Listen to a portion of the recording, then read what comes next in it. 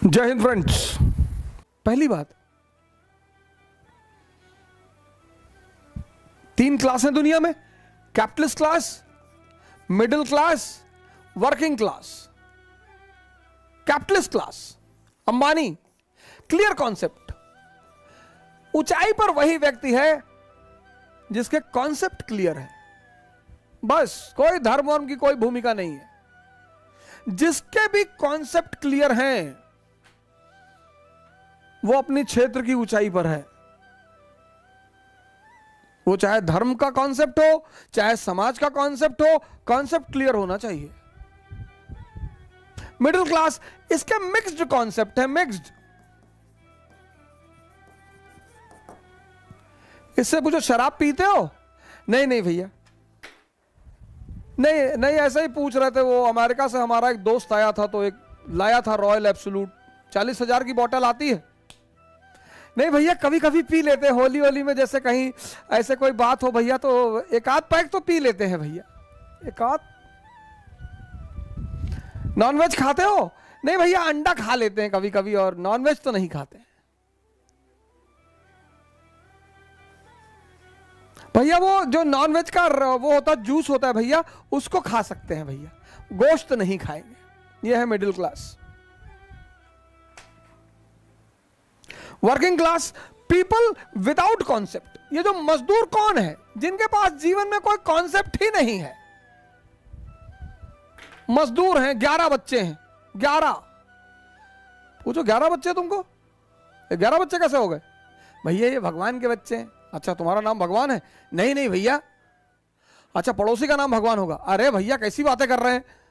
अबे तो कौन भगवान? अरे भैया भगवान ये ऊपर, वो नीचे आया है। दुनिया में हर वो आदमी मजदूर है जिसके अपने जीवन के कॉन्सेप्ट स्पष्ट नहीं है। सिंपल सिद्धांत है। दुनिया में हर वो आदमी महान है जिसके अपने जीवन के कॉन्सेप्ट क्लियर है। ये करना है मतलब करना है। क्योंकि आप बाहर निकलोगे, जितने लोगों से बात करोगे उतना कंफ्यूज होते चले आओगे। हमें जब पहली गाड़ी लेनी थी तो हमारी श्रीमती जी बात करने लगी कि यार वैगनार लेने, WagonR is a middle class car and WagonR you don't get the feeling of a car. इन्होंने कहा यार वैगनार नहीं लेंगे। हमने कहा ठीक है, वैगनार मत लो, दूसरी कोई गाड़ी ले लो। फिर उन्होंने बात किया तो बोली हुंडई लेंगे। हमने कहा हुंडई ले लो। फिर उन्होंने कहा कि नहीं, हुंडई में यार मेंटेनेंस बहुत है और एवरेज बहुत कम है। हमने कहा तो छोड़ो, फिर कोई और गाड़ी देख लो।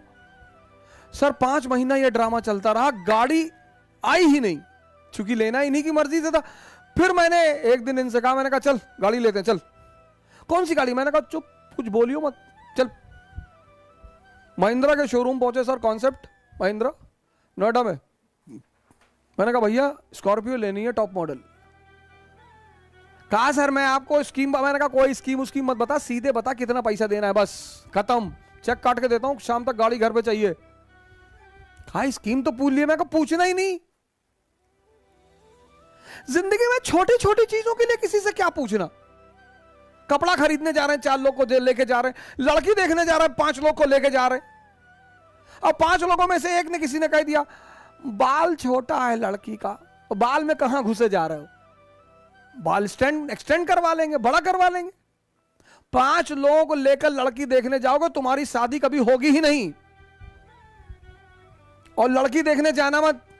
और जब भी लड़की देखने जाओ तो शीशा भी लेकर जाओ। एक बार लड़की को देखो, एक बार अपना भी शीशा चेहरे में देखो। हिंदुस्तान में लोग लड़की देखने जाते हैं, इतनी औकात है तुम्हारी, लड़की देखने जाओगे? और जब भी किसी लड़की को देखने जाओ तो शीशा भी ले जाओ जेब में। और जब किसी लड़की के बाप से दहेज मांगो तो यहां मत्थे पे लिख के जाओ, अपने मत्थे पर, अपने पापा के मत्थे पे, कि हम भिख मंगे, हमारे अब्बा भिख मंगे। लड़की वाले तो देना ही चाहते हैं, उनसे क्या मांगना, लड़की तो दे ही रहे हैं सर, और किसी का जीवन ले लोगे। और आजकल के तो मां बापों से बिल्कुल नहीं मांगना चाहिए सर।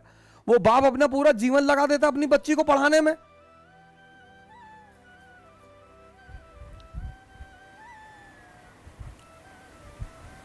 और लड़कियों से मैं कहूंगा कि अगर तुम दहेज प्रथा को खत्म करना चाहती हो तो जमकर पढ़ो, सिलेक्शन लो, तुम दहेज लो, बेरोजगार लड़कों से शादी करो, हाउस हस्बैंड का कॉन्सेप्ट शुरू करो। ये कितना क्या चाहिए इनको लड़कों को? एक पैकेट बड़ी गोल्ड फ्लेग बस महीने में दे दो, 5,000 10,000 रुपए, ये ले इधर आ, ये ले, है नहीं मालकिन नहीं, हाँ ये ले 5,000 रख ले, गोल्ड फ्लेग मंगा लेना, आराम से रहियो, बच्चे को स्कूल छोड़ दिया करो कायदे से। ये मैं लड़कियों से रिक्वेस्ट करता हूं, इतना पढ़ो, इतना पढ़ो, जान लगा दो। तुम्हारी शक्ति ही तुम्हारी सामाजिक स्थिति को बदल सकता। कानून कभी नहीं बदलेगा इस देश में। कानून का सहारा मत लो, अपना सहारा लो। ये विलियम सेकेंड किसके? वो मजदूरों का नारा, वॉर अगेंस्ट वॉर, उनके नारे में आ गया। जब वॉर शुरू हुआ, पूंजीपतियों ने बुलाया सारे कम्युनिस्ट नेताओं को, आजा भाई। और दुनिया में सबसे ताकतवर चीज कौन? पैसा। खूब कमाओ पैसा, टारगेट बनाओ 2 लाख करोड़ 3 लाख करोड़, इस नीचे बनाओ ही मत। और ये ड्रामेबाजी मत सुनो लोगों की। हिंदुस्तान में लोग बहुत ड्रामा डायलॉग मारते हैं, पैसा क्या है भाई साहब, हाथ की मैल है, दिखा निकाल के दिखा। खूब पैसा कमाओ, खूब गोल बनाओ पैसा कमाने का। ये लोगों की डायलॉग बाजी में मत जाओ। Peak of materialism is the beginning of spiritualism. अपना हवाई जहाज खरीद लो, कंट्री खरीद लो, आइलैंड खरीद लो। 1 लाख करोड़ का टारगेट बनाओगे तो 1,000 करोड़ कमा लोगे ना, ठीक है।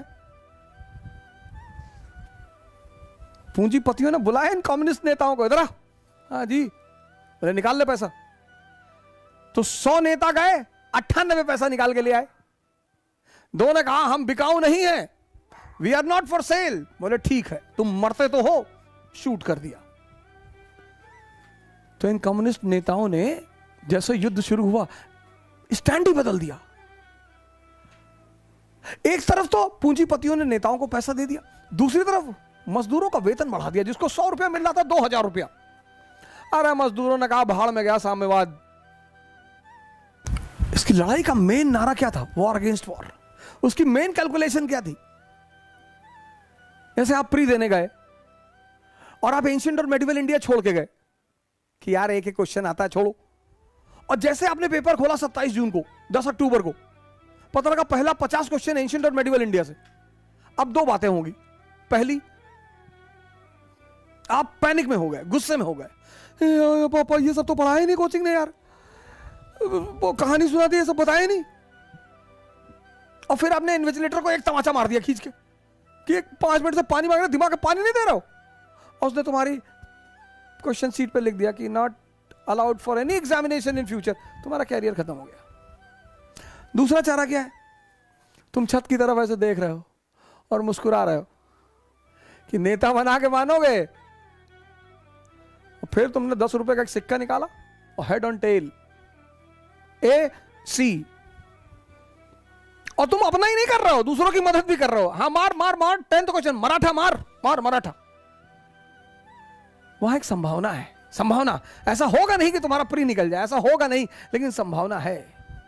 विषम परिस्थिति में अपने साहस को बनाकर रखो, रास्ते मिलेंगे। एक तो कम्युनिस्टों ने अपना नारा पलट दिया, ये आ गया गुस्से में, इसका पूरा खेल ही पलट गया। विलियम सेकंड का सारा प्लान ही फेल कर गया। जिसका मेन प्लान था वही फेल कर गया। और गुस्से में इसने इन्विजिलेटर को एक हाथ मार दिया खींच के। कौन था invigilator? United states of America.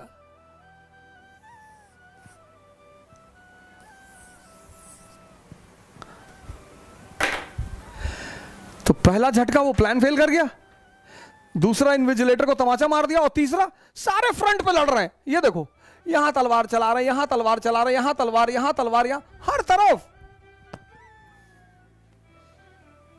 जिंदगी में एक फ्रंट चुनो, उसी पे लड़ो, बाकी सब बंद कर दो। सब देखो, ये सब सीख है, इसीलिए पढ़ाया जाता है।